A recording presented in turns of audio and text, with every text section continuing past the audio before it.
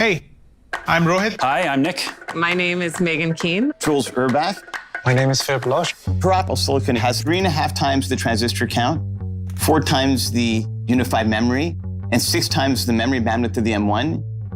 It's like a racing car. 4 times the performance in DaVinci Resolve, 5 times faster GPU performance, 8 times faster ProRes to ProRes rendering performance. In a typical shot, for example, a basketball shot, you'll do primary color correction, secondary color correction, magic masks, power windows with tracking, and you can apply all this in real time. This was not possible before. Imagine taking this performance anywhere. These new Pro chips allow you to create and shape the world in a playful way. Cinema 4D is nearly 3 times faster. Redshift is over 4 times faster. This completely unlocks new possibilities. The first thing that comes to my mind when I think of a scale test is just spinning cubes. Thousands and thousands and thousands of them. When you're making a game, you're constantly iterating. You iterate again and again and again and again.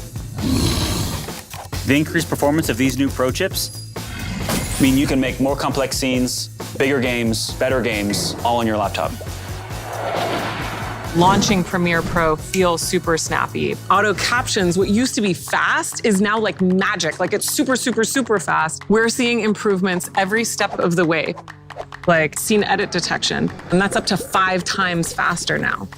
Your creativity can be limitless. You can be underwater. You can transition into outer space, into the redwoods. Creatives can just get back to being creative.